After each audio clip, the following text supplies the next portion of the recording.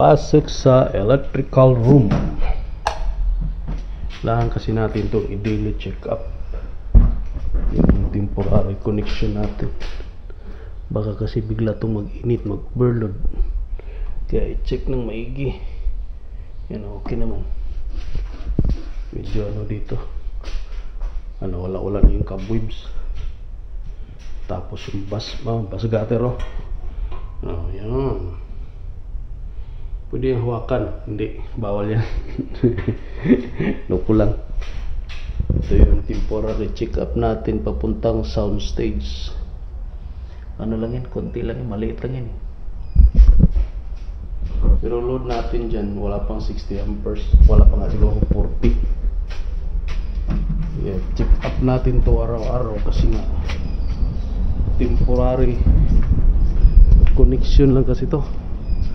Baka kasi biglan lang may dumaan na naman. Sana yung dugtong nito. Nawala yung dugtong. Dugtong kasi to eh. Sana yung dugtong. Wala ito.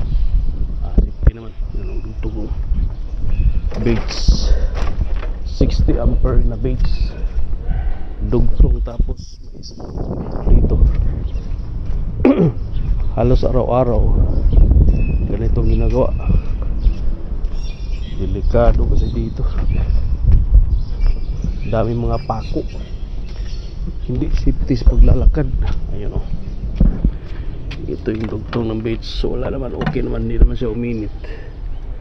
60 ampere na Bates connector Marinco.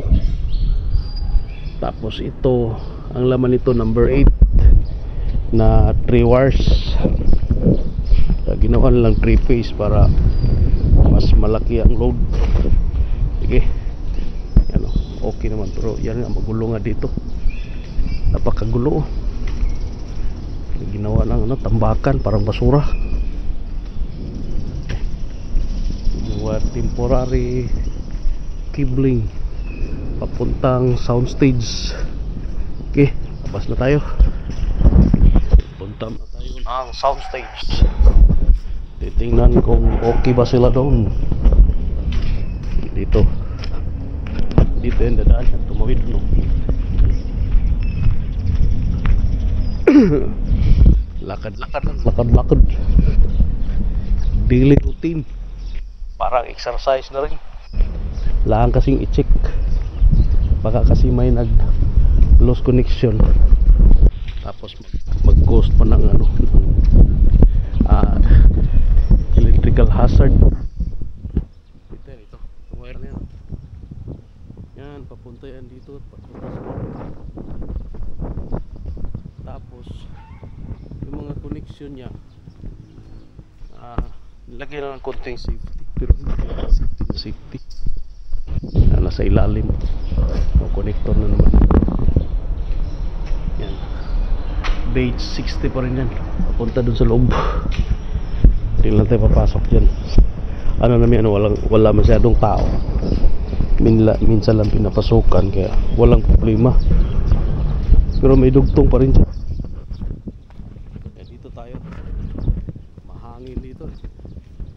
Sarap ng ano dito, sarap ng buhay, oh.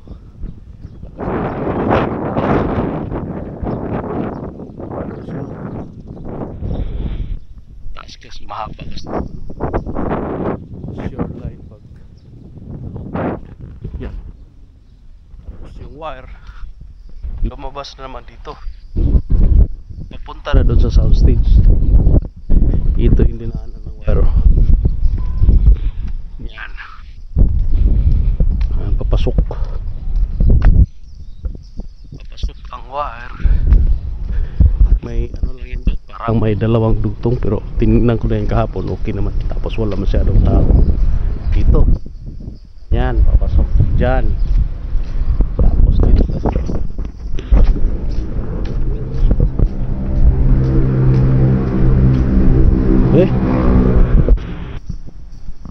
sa loob ng soundstage. Dilim. Tayo baba. Nag-iko-iko na ang busis natin dito. dito yung electrical room kailangan din ma-check araw-araw para maano. Buti na lang nakabitan na to ng ilaw. Naka-open lang kasi to eh. In-open lang natin para temporary kasi to, para mas madali ang trouble. Yun o, naka-open lang pa yan chong. Pero tayo lang kasi pwedeng pumasok dito kaya okay lang. Tapos fly doon sa ano, sa kapilang panel board. Yan, hirap ng temporary connection, kailangan talagang bantayan lagi, baka kasi mayroong mag-overload. Yan, kasi number 12 lang yan eh, pero kunti lang namang ano yan, puro lang ilaw. Okay, hanggang dito na lang muna. Thank you very much sa inyong lahat at tayo lalabas na, balik tayo sa taas. Thank you, thank you, thank you. Okay po, bye bye.